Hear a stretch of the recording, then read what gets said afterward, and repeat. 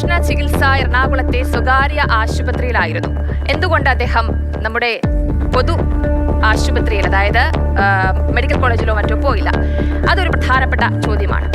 ഇനി അടുത്ത മന്ത്രിയിലേക്ക് വരികയാണെങ്കിൽ മന്ത്രി വി ശിവൻകുട്ടി, അദ്ദേഹവും തിരുവനന്തപുരത്തെ സ്വകാര്യ ആശുപത്രിയിലാണ് ചികിത്സയ്ക്ക് പോയത്. കേരളം നമ്പർ 1 ആണ് ആരോഗ്യരംഗത്ത് എന്ന് പറയുന്ന മന്ത്രിമാർ എന്തുകൊണ്ട് പ്രൈവറ്റ് ആശുപത്രികൾ ചൂസ് ചെയ്യുന്നു എന്നുള്ള ഒരു ചോദ്യം ഉയർന്നു വരുന്നുണ്ട്. ഇനി അടുത്ത മന്ത്രിയിലേക്ക് പോവുകയാണ് എങ്കിൽ കെ കൃഷ്ണൻകുട്ടിക്കും ചികിത്സ കൊച്ചിയിലെ സ്വകാര്യ ആശുപത്രിയിൽ തന്നെയായിരുന്നു.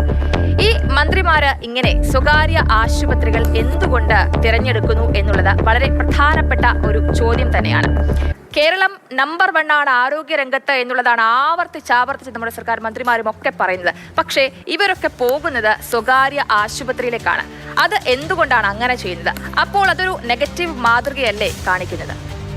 ജയലക്ഷ്മി, അവരവരുടെ ആരോഗ്യ കാര്യമാണ്. അതുകൊണ്ട് തന്നെ ആർക്ക് എവിടെ ചികിത്സിക്കണമെന്ന് അവർക്ക് തന്നെ തീരുമാനിക്കാം. അതിനുള്ള സ്വാതന്ത്ര്യം അവർക്കുണ്ട്. പക്ഷെ നമ്മൾ ചോദിക്കുന്ന ഒരു പ്രധാനപ്പെട്ട കാര്യം, കേരളത്തിലെ ആരോഗ്യരംഗം നമ്പർ 1 ആണ് എന്ന് അവകാശപ്പെടുന്നവർ പലരും കേരളത്തിലെ തന്നെ മറ്റ് സ്വകാര്യ ആശുപത്രികളെ ആശ്രയിക്കുന്ന ഒരു പ്രവണതയാണ് കണ്ടുവരുന്നത്. കഴിഞ്ഞ കുറേ ദിവസങ്ങളായി നമ്മൾ പരിശോധിക്കുകയാണെങ്കിൽ, ഇപ്പോൾ ഉദാഹരണത്തിന് സർക്കാർ ആശുപത്രികൾ വളരെ നമ്പർ 1 ആണെന്ന് ഇപ്പോൾ അടുത്തിടെ ഉണ്ടായ വിഷയങ്ങളൊക്കെ ചൂണ്ടിക്കാട്ടി സംസ്ഥാനത്തെ മന്ത്രിമാർ തന്നെ പറയുന്നു. ഇപ്പോൾ നമ്മൾ 3 പേരുടെ പേരുകൾ, എം.ബി. രാജേഷ്, വി ശിവൻകുട്ടി, കെ കൃഷ്ണൻകുട്ടി, ഈ 3 മന്ത്രിമാരുടെ കാര്യം പറഞ്ഞു. ഇവരൊക്കെ കഴിഞ്ഞ ദിവസം കുറേ നാളുകളായി സ്വകാര്യ ആശുപത്രിയിൽ ചികിത്സ തരുന്നവരാണ്. എന്തുകൊണ്ട് കേരളത്തിലെ സർക്കാർ ആശുപത്രികളെല്ലാം നമ്പർ 1 ആണ് എന്ന് ഇവർ അവകാശപ്പെടുന്നെങ്കിൽ എന്തുകൊണ്ട് അവർ അവരെ ആശ്രയിക്കുന്നില്ല എന്നുള്ള ഒരു ചോദ്യമാണ് ഇവിടെ പ്രസക്തമാവുന്നത്. കഴിഞ്ഞ ദിവസം കോട്ടയം മെഡിക്കൽ കോളേജുമായി ബന്ധപ്പെട്ടും ആരോഗ്യ വകുപ്പിനെതിരെയൊക്കെ വിവാദങ്ങൾ ഉണ്ടായപ്പോൾ ബഹുമാനപ്പെട്ട മന്ത്രി വി ശിവൻകുട്ടി ഫേസ്ബുക്കിൽ ഒരു കുറിപ്പിടുകയുണ്ടായി.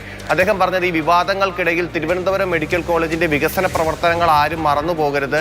കഴിഞ്ഞ 2024 അവിടെ തിരുവനന്തപുരം മെഡിക്കൽ കോളേജ് ആശുപത്രിയിൽ ചികിത്സയ്ക്കെത്തിയ രോഗികളുടെ എണ്ണവും മറ്റുമൊക്കെ ചൂണ്ടിക്കാട്ടിയാണ് അദ്ദേഹം ആ ഒരു ഫേസ്ബുക്ക് പോസ്റ്റ് ഇടുകയും ചെയ്തത്.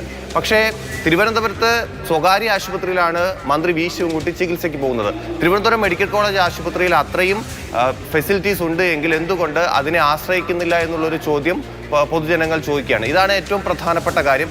മാത്രമല്ല, മുഖ്യമന്ത്രി പറയുന്നുണ്ട്, നമ്മുടെ ആരോഗ്യ മേഖലയുമായി ബന്ധപ്പെട്ട് പുറത്തു നിന്നുള്ള ഒരു സമ്പന്നൻ്റെയൊക്കെ അഭിപ്രായം മുഖ്യമന്ത്രി ചൂണ്ടിക്കാട്ടുന്നുണ്ട്. പക്ഷേ അദ്ദേഹം അത് ചൂണ്ടിക്കാട്ടുമ്പോഴും ഇപ്പോൾ ഒരു അസുഖവുമായി ബന്ധപ്പെട്ട് നമുക്കറിയാം, ചില അസുഖങ്ങൾക്ക് വിദഗ്ധ ചികിത്സ വേണ്ടി വരും. അതിനുവേണ്ടി ചിലപ്പോൾ കേരളത്തിന് പുറത്തോ അല്ലെങ്കിൽ ഇന്ത്യക്ക് പുറത്തോ തന്നെ പോകേണ്ടി വരും. അതല്ല നമ്മളിവിടെ ചൂണ്ടിക്കാട്ടുന്നത്.